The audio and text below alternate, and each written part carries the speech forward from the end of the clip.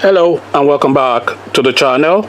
Now in this video I am going to be bringing you 7 reasons why President Buhari should not be re-elected as the Nigerian president. 7 reasons why he might not win and he should not win the upcoming presidential elections. So the first reason that we're coming up with is the cross-carpeting of some big names from the APC to the PDP. Some of us will recall, and a lot of you will recall, that about just under 12 months ago thereabout, there was a lot of heavy movement from the APC to the PDP because a lot of the APC members then were fed up with the Buhari rigidness, his cluelessness, his inflexibility, and his incapacity to be able to manage the affairs of the Nigerian state.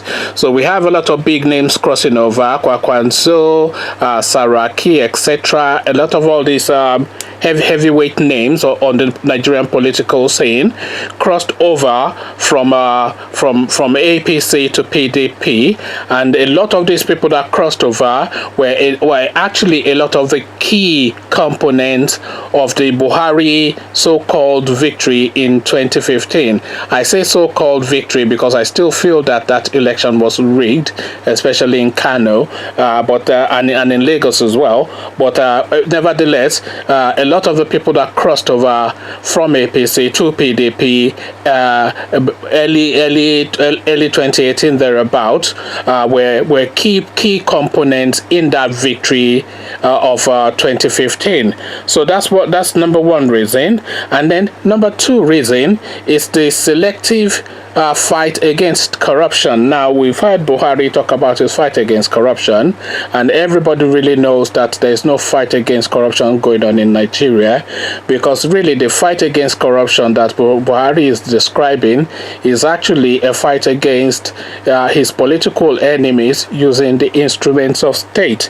And Adams Oshiomhole said as much, that as soon as you cross over to the APC, all your sins are forgiven, and a lot of the corrupt members from PDP did actually make that cross, and all of their sins were forgiven. So the fight against corruption is not a fight against anything. Even when we literally saw the governor of Kano State pocketing hard dollars, which we saw with our own eyes, the guy pocketing hard dollars with a big grin on his face, like he's won the lottery. Well, he had won the lottery when he became the governor of Kano State, because they just pump a lot of money into that state and the guy just pumps it into his pocket, and that's the way the system works. So even when we saw that video, Buhari went on national television and said it was a doctored video, and Babachir Lawal, he's been going around boasting that is untouchable. We have this guy called Babaida. I think he was like the ADC to Buhari's wife or something, who is caught up in some big money allegation, 2 billion thereabout. He's walking the streets free. We've had people that have been sacked, been reappointed. We've had dead people being put into post. We have an 82-year-old ambassador for Nigeria in the United States. So really, there's no real fight against corruption. This regime is actually probably the most corrupt in the history of Nigeria, because the sort of corruption that they are practicing is like a crude sort of corruption.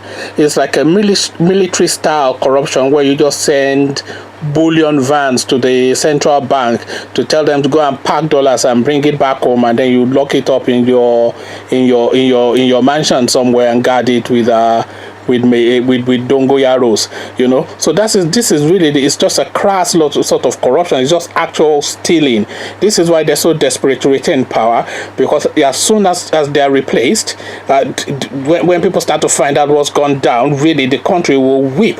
So there's no fight against corruption, and this is the number 2 reason why the Buhari regime is unlikely to come back into power, or should not come back into power. So the number 3 reason is the herdsmen crisis.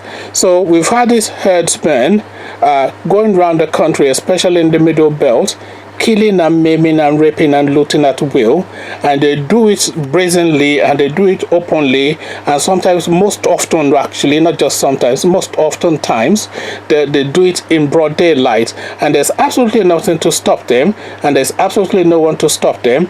And when these people cry out for justice, what Buhari will say was, oh, you should learn to get along with your neighbors, even though they're actually coming to kill you and you are not in any way, you are just like a sitting duck.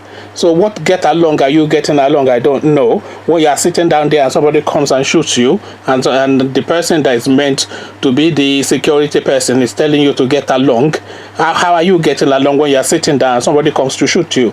So this is what these herdsmen are doing. And rather than take punitive measures to redress, what Buhari is actually proposing is that he wants to cut a route through the country so that these herdsmen can traverse the country at will.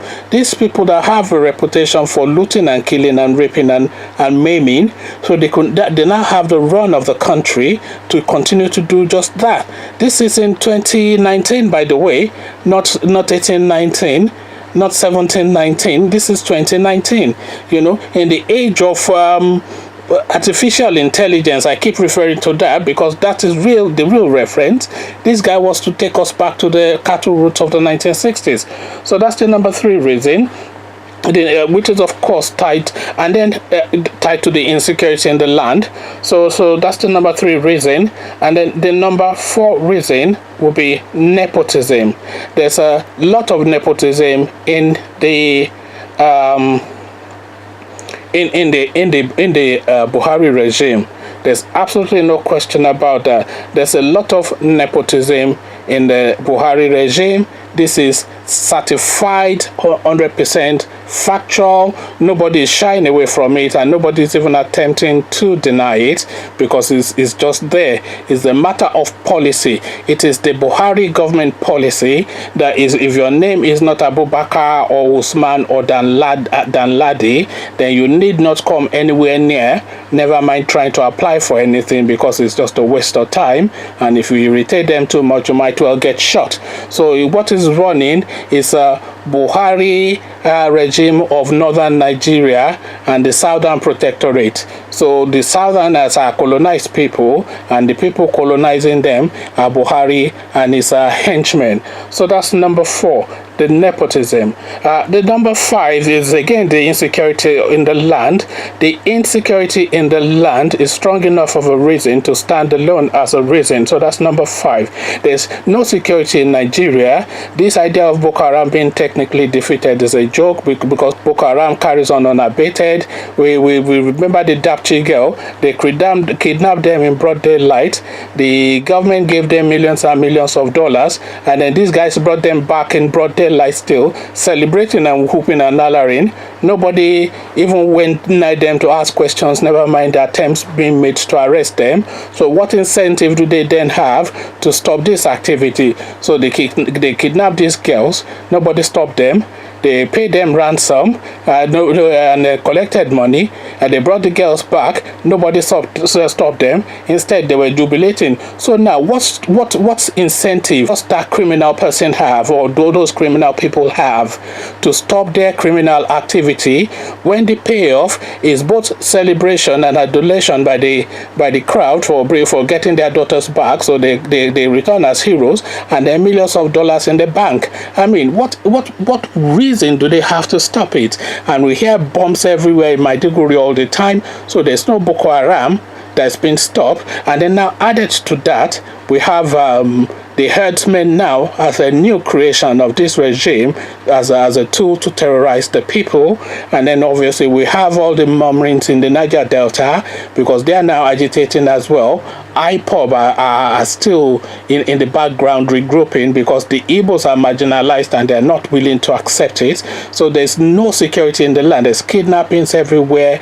The police are shooting people at will. I don't need to tell anybody the stories of SARS on this channel. channel. You all know the stories. So there's absolutely no such thing as security in the land. So that's the fifth reason: insecurity in the land. Now, the sixth reason is health reasons. Now, Buhari is a frail elderly man. They will tell you he's 76, but we all know that it's more likely in his early to mid 80s. He's suffering from some sort of debilitation, and in the early parts of his regime, the whole country was in prayers, praying for his life, and he's not really seen in public because he doesn't really have the energy. We've all seen him stumbling on the rostrums during this campaign.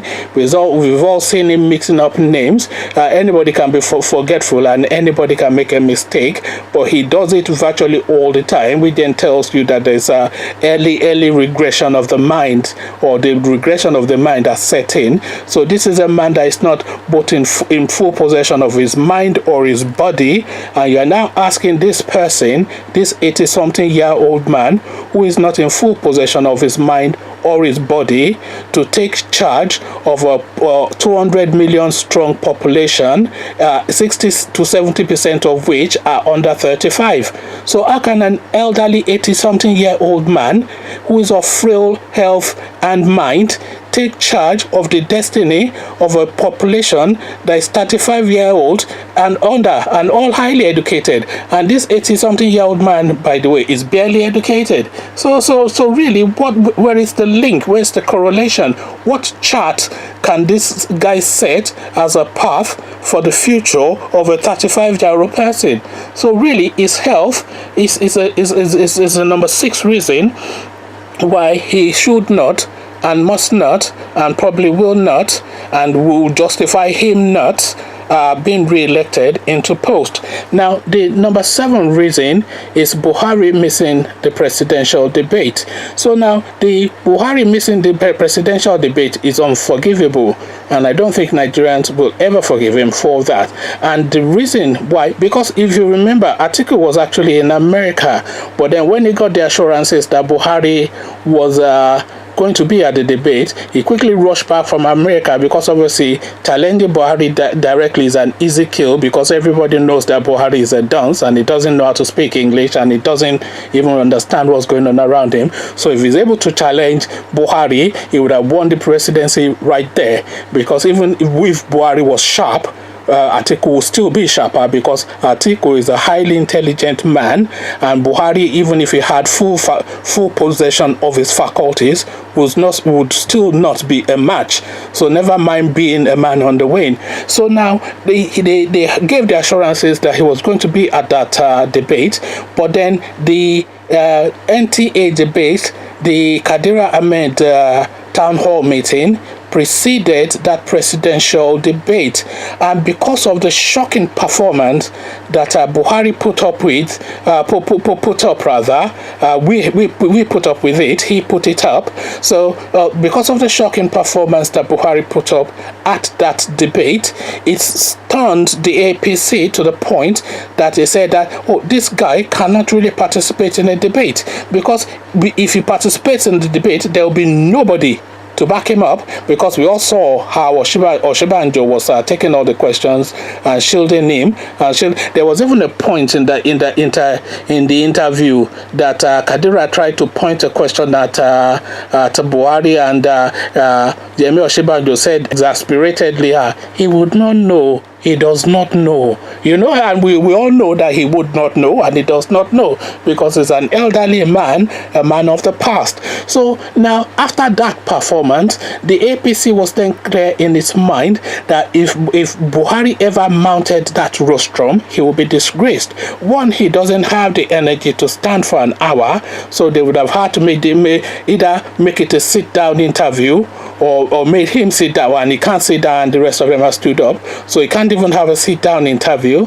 And these interviews, these panel meetings, they're usually a standing up thing, because you have to show virility and energy, and he can't do that for 1 hour, and he can't even understand the questions, never mind being able to answer them. And if he did even understand the questions and was able to even attempt an answer, if the other panelists now decide to counter him with a superior your argument, he'll be like a rabbit caught in headlights. You know, he'll be like all arms up and confused and befuddled. You know, so this is really it. So those are the 7 reasons really why President Buhari should not really be re-elected and might not be re-elected as the Nigerian president come this Saturday. So he missed the presidential debates. Number 1 is health. Number 2, insecurity in the land. Number 3, nepotism. Number 4, the herdsman crisis. Number 5, the selective corruption fight.